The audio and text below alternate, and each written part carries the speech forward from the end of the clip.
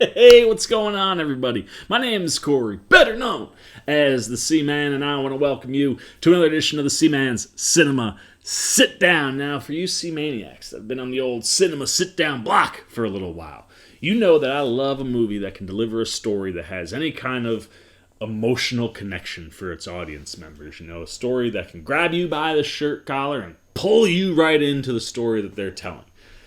You'll also know that I love a movie that just gives you character performances that are just the type of performances you sit back and go, I would watch this all day long.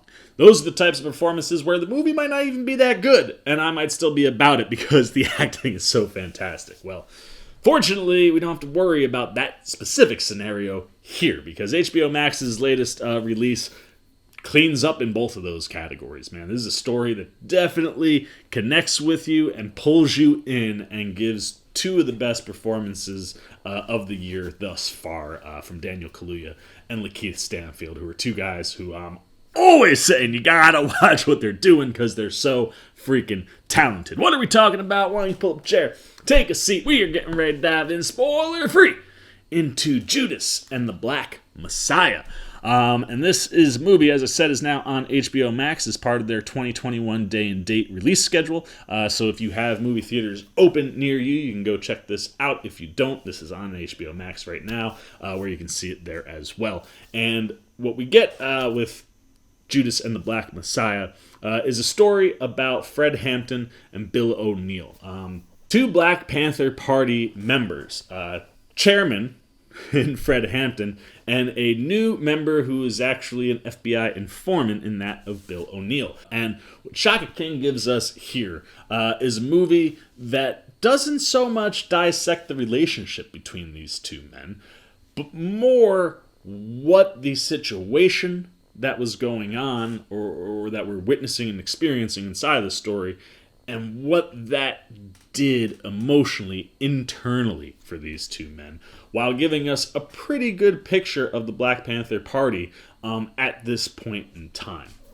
And that's one of the things that I love that King does here, is that he kind of tells this slightly broader story so that you're not just, getting a really, really intimate look at the life of Chairman Fred Hampton or the relationship with Bill O'Neill or how all of that led directly to the assassination of Fred Hampton, but rather you're looking at these two men and what this moment in time meant for them and what was going on with them, while simultaneously showing us that the Black Panther Party, may have been publicized as more of a radical, dangerous, threatening group, and a lot of that pushed by J. Edgar Hoover himself.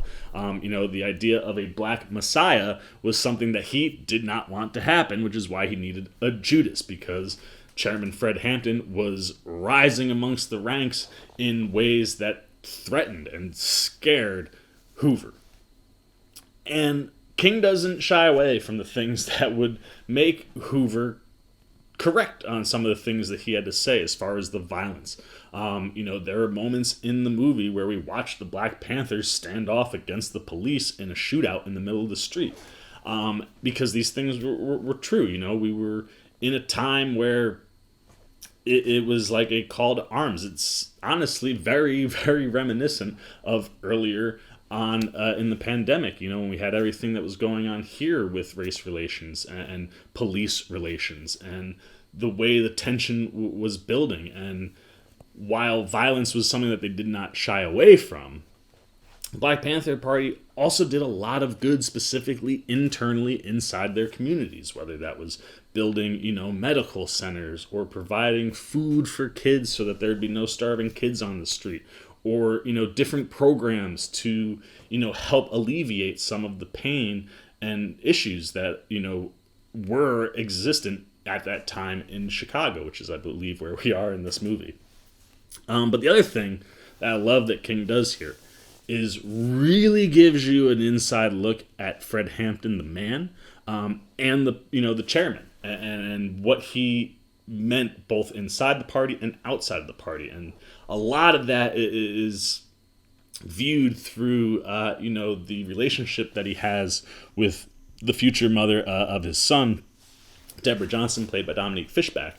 And while you're getting all that with Fred Hampton, you're also telling the story of Bill O'Neill and why he got, pushed into the FBI informant role that he was pushed into, and where he came from prior to infiltrating the Black Panther Party, but then what kind of impact and effect the Black Panther Party had on him, and internally created this inner turmoil that leads and builds all the way up to the climax of the movie, and spoilers for those that don't know your history, the eventual assassination of Fred Hampton.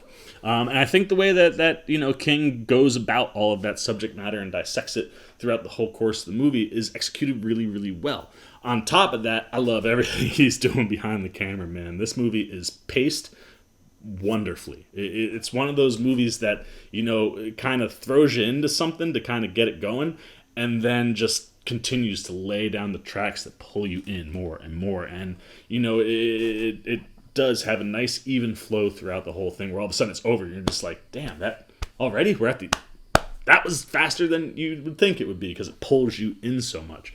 And then just the camera work. I love what he does as far as, like, anytime Fred Hampton walks into, like, a room or a congregation, before he speaks, the tracking shots we get that follow him in, and the closeness that the camera brings into those, where, like, it feels like you're in the room with Hampton.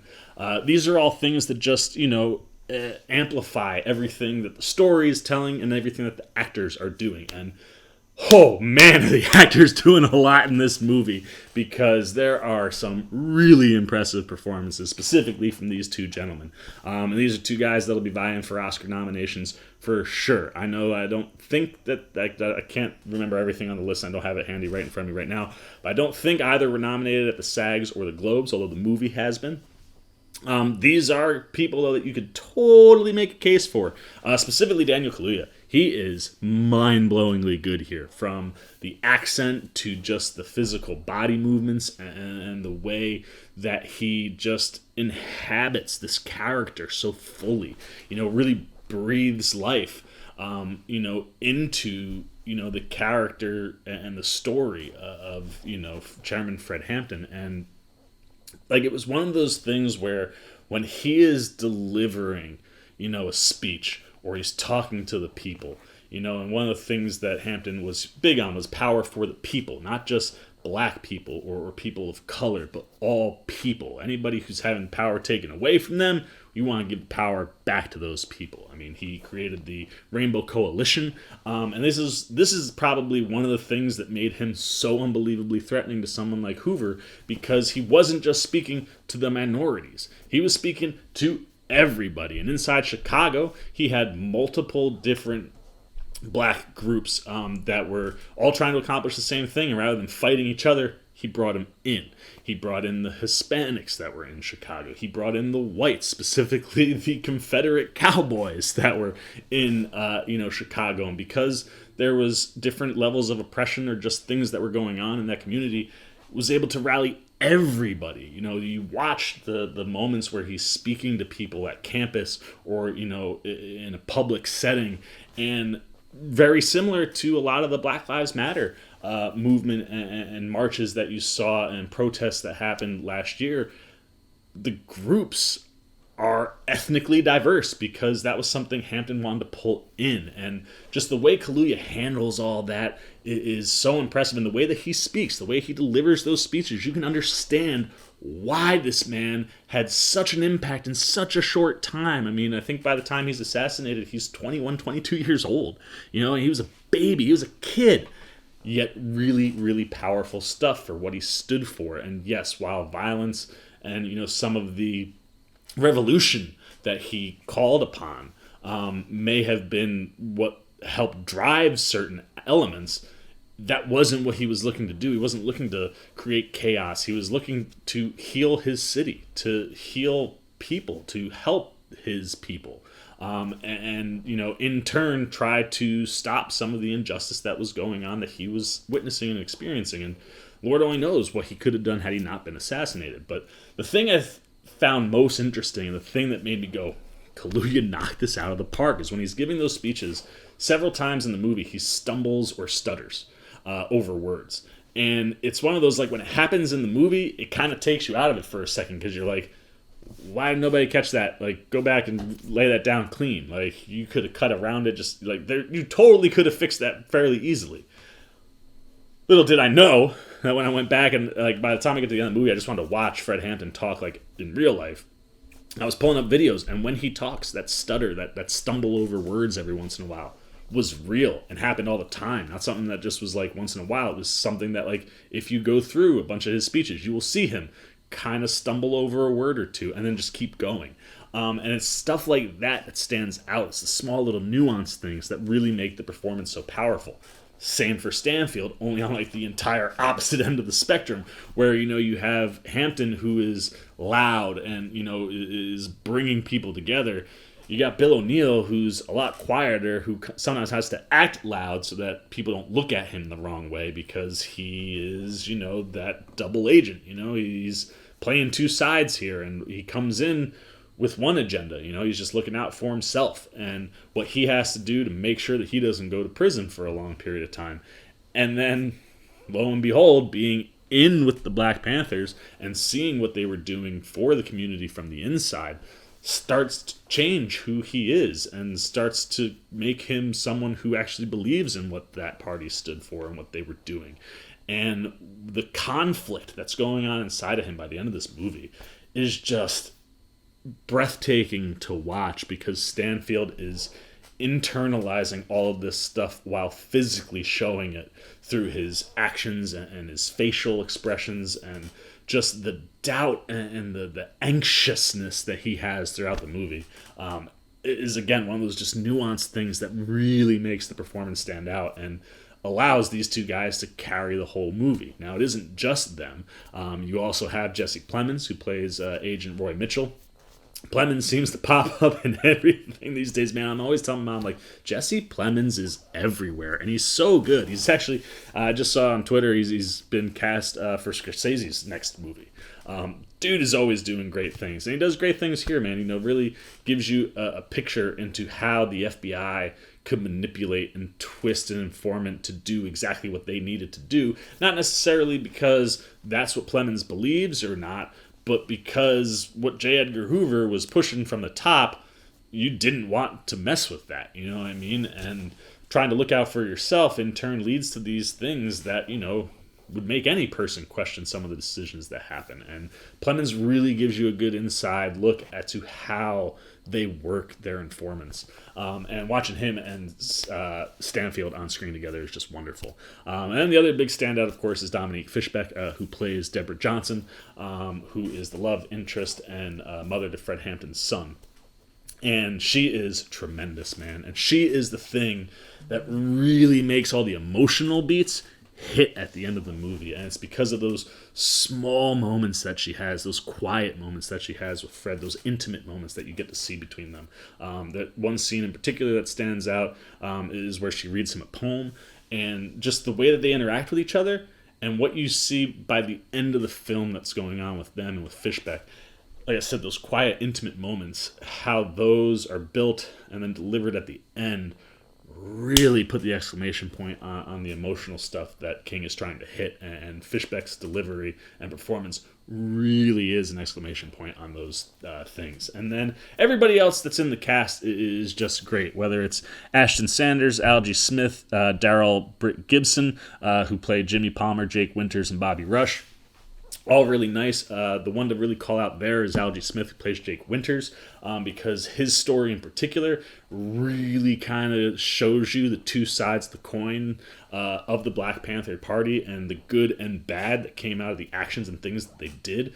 And also, his story allows you to amplify and exemplify, again, what Fred Hampton stood for and how he could acknowledge some of the things that were wrong within the group and some of the things that they did, but what things ultimately should stand for or represent. There's a moment that involves the Winter story with Fred Hampton that, again, is one of those that hits you on that, you know, emotional connection level. So those guys are all great. Little Rel Howery has like a minuscule, like, blink and you miss it, but he's fantastic. And then, of course, you've got Dominique Thorne, who plays one of the female Black Panther Party members, who's kind of there for most of everything. Small role, but again, someone who just pops at the point where, like, you have to mention them because her performance stands out. And then, of course, last but not least, Martin Sheen plays J. Edgar Hoover. I'm going to say they did a really good job because I hated J. Edgar Hoover every time he's on screen in this movie. And he does. He really captures what you would expect from that. And Martin Sheen, all I ever expect from him is excellent. So why would you think you'd get anything else from the great Martin Sheen? But from the cast and the performances to the script and just the delivery and execution of this film, top to bottom, this thing just works across the board and is a fantastic movie, man. One that you should definitely check out if you got HBO Max. Otherwise, if you can get the theaters and you feel safe, go check it out, man. Consume this. Spread the word on this movie because this is one of those ones where, like, you sit there, you get to the end, and you're like, that, man. Like, I want more of that stuff on the big screen. So there you go, man. Those are all my thoughts on Judas and the Black Messiah. A really, really excellent movie built on the foundation of two phenomenal standout performances from Daniel Kaluuya and LaKeith Stanfield.